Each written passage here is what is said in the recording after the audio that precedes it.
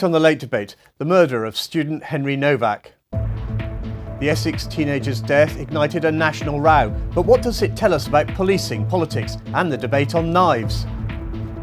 We do not want his death to be used to create further division, hatred or tension. We want his story to make our streets safer for everyone. Also tonight, beleaguered and bereft, is Sir Keir Starmer damaged beyond repair by revelations in the Mandelson files? And why London's mayor thinks an outright social media ban is the only way to protect children online.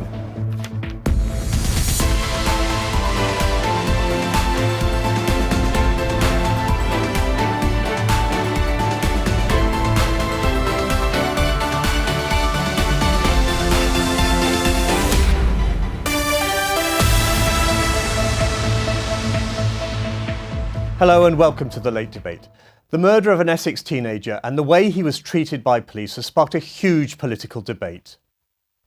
Henry Novak from Chafford 100 told officers he'd repeatedly been stabbed and couldn't breathe as they put him in handcuffs.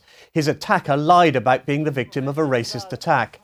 Henry's family don't want his death to stoke division, but the Prime Minister accused Reform leader Nigel Farage of doing just that.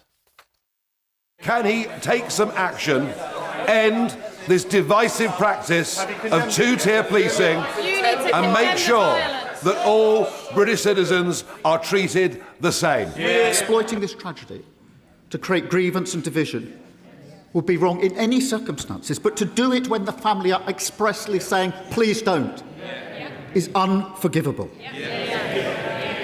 It shows exactly who he is. Joining me now to discuss that are my guests this week. Miatta Farnbula is the Labour MP for Peckham, until recently a minister in the government. Louie French is the Conservative MP for Old Bexley and Sidcup. And Paul Kohler represents Wimbledon for the Liberal Democrats. Welcome all of you. Louie, is there two-tier policing in Britain? I don't believe there is. I represent a number of police officers that live in my constituency. I do a lot of work with the police. I would say quite openly the vast majority of police officers are decent, hard-working citizens of this country. That doesn't mean there is not a massive issue at play in this case. The way the police have dealt with this case is clearly wrong, and that's why there should be an IOPC investigation. It's why the police were correct to apologise to the family of Henry Novak for this tragic incident that's happened. And we need to look at the various elements of policing which are causing some of these issues and the concern. But the way that the tragic death has been politicised by other parties is completely wrong. You all agree that it's been politicised? Yeah, I mean, look, absolutely. And look, I think in all of the debate, we've got to remember at the heart of this is a family that's lost a son and a brother in the most harrowing way possible. And they have to be front and centre of this debate. And I think, when the father was very, very clear that the debate should not be politicised, it should not be used to stoke division, I think it is pretty disgraceful and unforgivable that certain politicians have done that. But Nigel Farage was saying what some people think, genuinely, isn't that right? Maybe some, but not many. I think he was politicising it. But I think we have to respect what Mark Novak said and not politicise it ourselves. So even attacking Nigel Farage becomes politicising if we're not careful. I would just ignore what Farage said. He looked embarrassed in the chamber when he said it. Let's move on and look at the real underlying issues that are there. And what do you think those are? I think there was an overcorrection with the police. They were once institutionally racist. We saw that with the Stephen Lawrence inquiry. But I think there's an issue of training now. It's quite clear, listening to the police representatives, that some of those police officers didn't know how to act. Now that's a failure of the training, and that's what we have to look at, I think. Louis, what do you think needs to change? Well, I think we should definitely try and keep this case separate to the actual ongoing challenges that the policing face. I think that's the wishes of the family. This is they are heartbroken, and that's the clear wishes of the family. But I think we have to look at the guidance going to police officers in training. We need to look at issues within sentencing. And that's what our party, the Conservative Party, is looking to do, is to have a more holistic approach and review of policing and where these issues are coming from, and have the evidence to do that, not to do it as just a reaction to a tragic case, because that could lead to overcorrection, that could lead to issues elsewhere. So we need to have a calm, measured approach that looks at the evidence, looks at the policy details, and tries to correct some of these issues within the justice system. But we do have to learn from that. Absolutely, yeah, we absolutely have to learn, yeah. Yeah, and look, for me, I think an investigation is happening and the investigation should be allowed to take its course, and out of that will come a set of recommendations about what went wrong. And it is a very difficult thing to be a police officer in this day and age, and there are a whole set of pressures that they are under.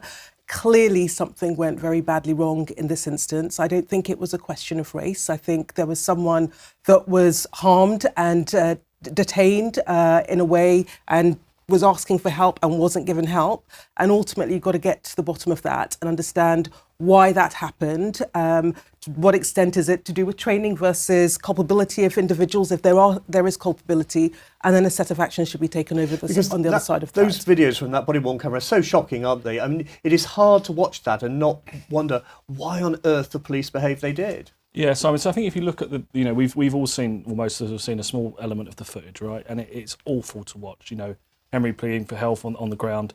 But we also have to remember that the family of the murderer, and I'm not going to say his name, lied to the police. So the police have turned up there with a different circumstance in their mind to what's happening on the ground. And that's why it's absolutely right that the murderer has been sent to prison for life, and the family, as I understand it, are being prosecuted as well. That is the right thing to do because they've lied to the police.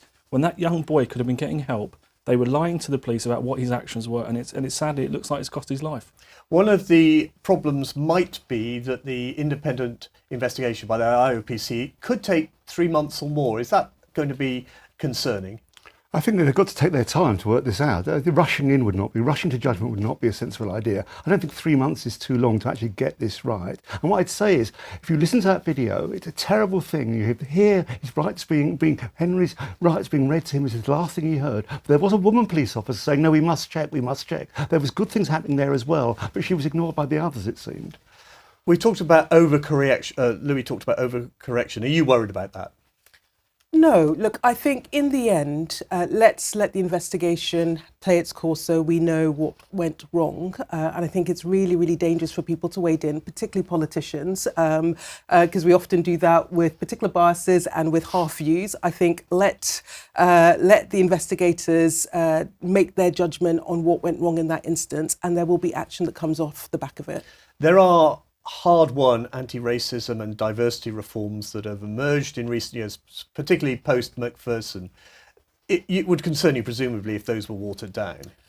I mean, look, if you speak to, I represent Peckham, and you speak to where there is sadly not much trust in the police amongst many of our community, and you speak to some of the young black boys that have to encounter the police, and they will tell you that there is more work to be done on racism. So in the end, there is a long way that the police has to go. I say that recognising it's a really tough job and you're having to make judgment calls in really difficult situations.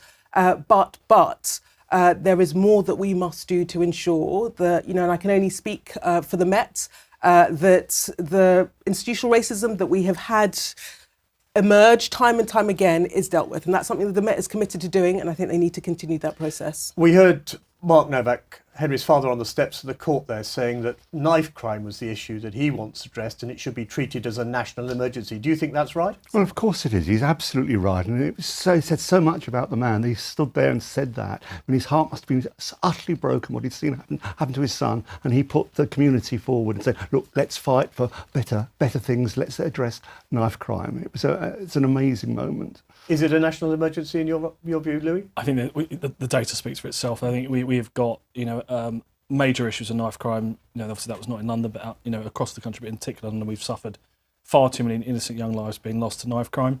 I think what the Conservative Party are quite clear on your earlier question is we need to have equality in the face of the law. That is how we stop this dividing people and pitting people against each other, to make sure that everyone is treated equally in the eye of the law. And we do need to clamp down on knife crime. I've been very clear and very vocal about my belief in stop and search being an effective tool to get knives off the street. I think some of the scan and search technologies can also help with that in a less invasive way. So I think we need to make sure the police have got all the powers they can to take these knives off the street. OK, let's move on, because we've got other things that we want to talk about, because 2 weeks today, Sir Keir Starmer's fate could be sealed. The Prime Minister could return to the backbenches as the MP for Holborn and St Pancras if Labour loses the Makerfield by-election. Until then, it's business as usual, made more difficult this week by the Mandelson files and an uncomfortable disclosure about tax and benefits. He has no authority, and we know why. his MPs will not let him do anything.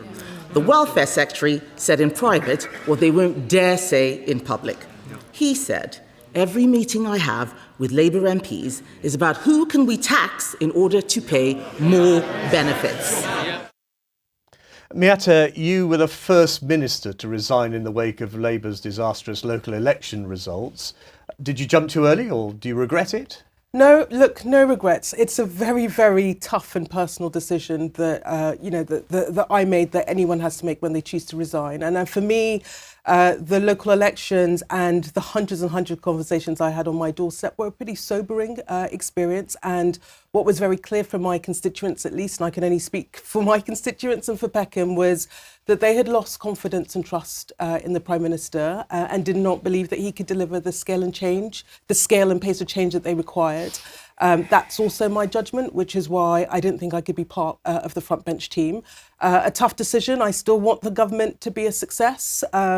And I think we've got a responsibility to make sure that we deliver the mandate for change. And that's definitely what I'll continue advocating and fighting for from the backbenchers. Were you disappointed more ministers, and in particular more cabinet ministers, didn't follow your example? No, because it wasn't a coup. I think different people responded to that set of circumstances in a very personal and individual way. That was the thing that was right for me. That was a decision I made, but other colleagues made different decisions.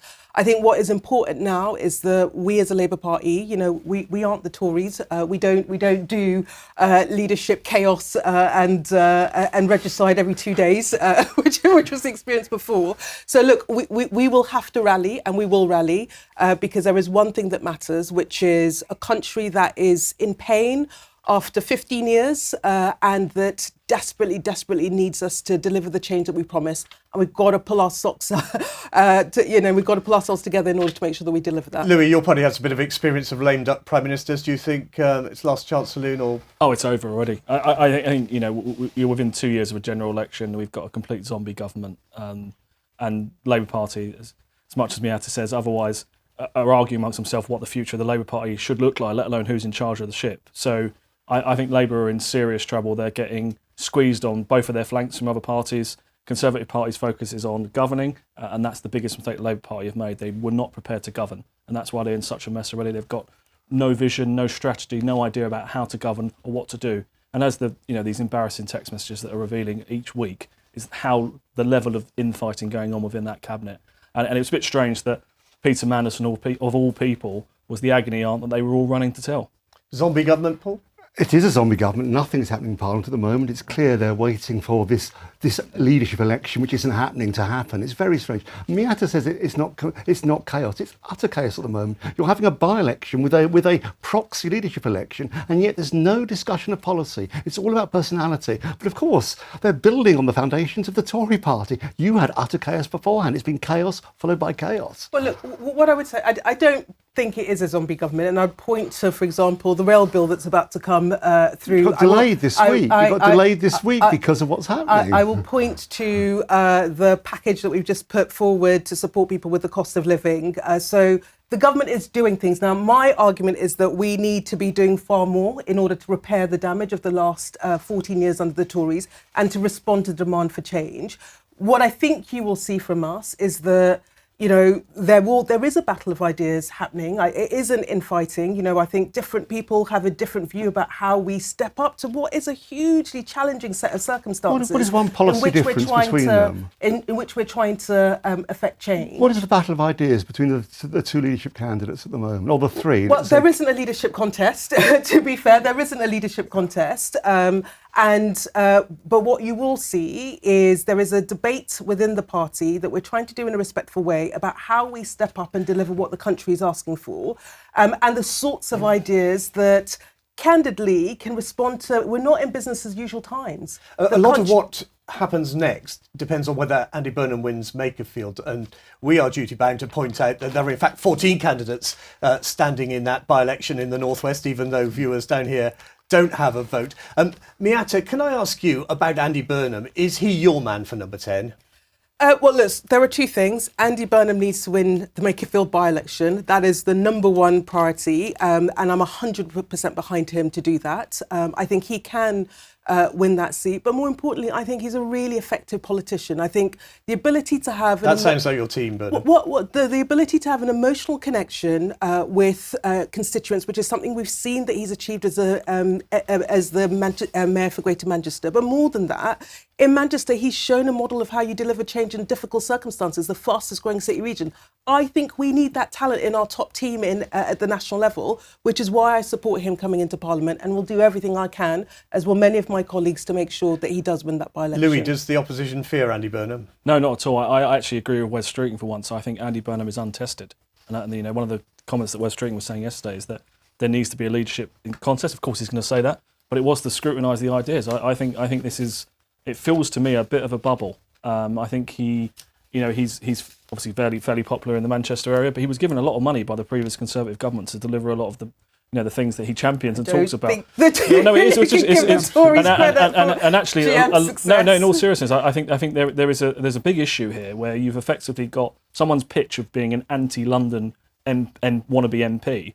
And even Sadiq Khan said himself, the Labour Party have taken London for granted. And I think if you have this shift towards trying to shore up their northern vote from reform, because effectively that's what it's about, then actually what happens to London? London gets further left behind, and that will be a concern for my constituents that are all saying, well, what about London? What's happening for London policies? Can I just come back to, as a London MP, so I don't think it is the North against London. I think his rhetoric is. I think the argument that he is making is that we've had an economic model for 40 years that candidly has left an economy that doesn't work for ordinary people. And that is as true in Greater Manchester as it is in Peckham. And ultimately, we've got to turn that around. And that is about delivering the essentials for people, but also that's making sure that when the economy does grow, and there's a huge amount that we need to do to get it to grow, it benefits people it's not about in the working class London. and the middle class. London and the South East are net contributors to the economy. Every other region takes money from it. To attack London and the South East is not the way forward. And all his rhetoric is that it's anti-London. So constantly. It's anti-Westminster, and that is different. And candidly, if you go to parts of Peckham, they are as anti-Westminster as people in Makerfield or Greater Manchester are. Because fundamentally, politics in Westminster needs to change. Can we pause on the Labour leadership for a moment? Because there's one other topic I'd like to talk about, and that's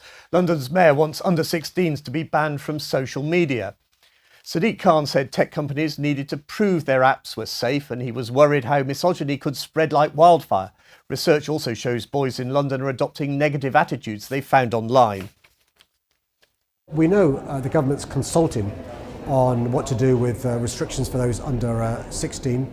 We know in Australia there is a ban for those under 16. It can't be beyond the wit of us to make sure that until social media is safe, young people shouldn't be on there. Paul, as a Liberal Democrat, I assume bans aren't in your DNA.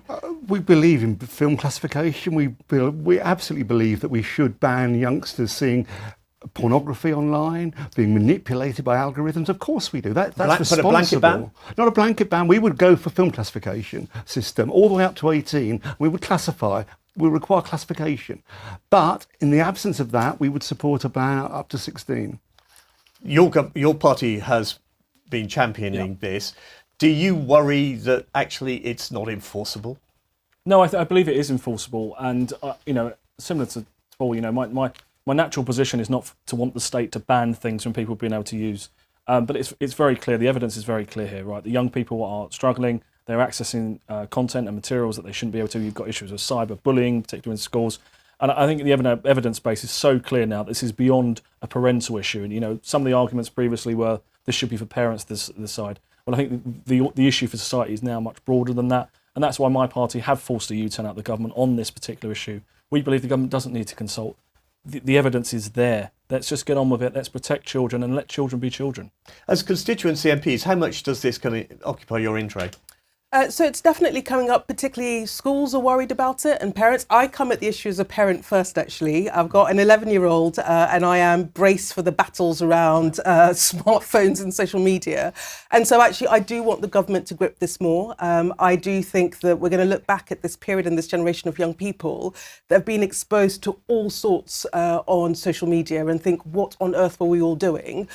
So you've got to get it right because part of the question will be enforcement. But I think that we need something that is far more holistic so that it candidly makes the life of parents much easier, but also we are protecting young people because the stuff that they have access to at the moment is just unforgivable. Wouldn't your suggestion of a film classification be quite complicated? Well, it works with films. You would have a default position, which is the classification is 18, and the sites could apply to have a lower classification. But if that's regarded as too complicated, we will go for the band up to 16. We think a film classification system is far more subtler and means that children get the benefit of the internet. Of course, there is a benefit there, and we've got to equip them with the tools to actually use it when they get to 16. So we think film classification is a far more nuanced and sensible approach. But let's see.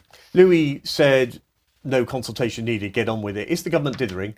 No, because I don't think it's as simple as just banning it. And again, I come at it as a parent and just how you enforce it. And for some parents, you know, we're really clear.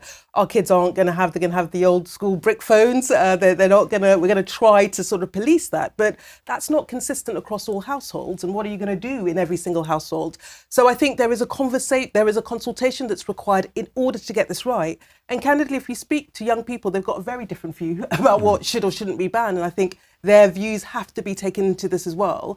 The piece of the government is getting that balance right between protecting our young people, making it a level playing field across all households, irrespective of how strict the parents are or not, and getting to something that can actually be deliverable and enforceable, because that's what really matters. It's going to be hard to take something away from young people that they've already tasted, isn't it? It is, and you know, I think the point that Miata was making, we have an issue here where some parents are trying to protect their children from being exposed to this, while the rest of their classmates are online, they're talking at night, sometimes sadly talking and cyberbullying is going on. So I think there is an inconsistency, but that's why I said I think this is beyond an individual parent choice now, which would be my normal disposition. But, you know, this is the number one issue in my mailbox this year, you know, coming in from parents, is this particular issue. They are worried, they're seeing the implications, they're seeing the violence being put online, and their children are being exposed to things far too young they should be exposed to. So I think, you know, parents want it to happen. They're fed up with the government, to be quite honest, as you can probably imagine. You know, their taxes are going up, they feel like things are getting worse, the cost of living is getting worse, and they feel their children are not being protected. To you, Paul, this is a big issue? A huge issue. The biggest thing in my mailbox is exactly this, and we have to address it. And if we're seen to consult too long, we'll look like we're just relaxing and not taking it seriously. We have to take it seriously. OK, well, that's about all we've got time for. Hope you enjoyed seeing the Mayor's new look there with his post-Hajj haircut, which she's very proud of, but says he's going to grow back. Thank you to my guests tonight, to Miata Fambula, to Louie French and Paul Kohler. We're back next month for the last late debate of this parliamentary season. Until then, goodbye and thank you for watching.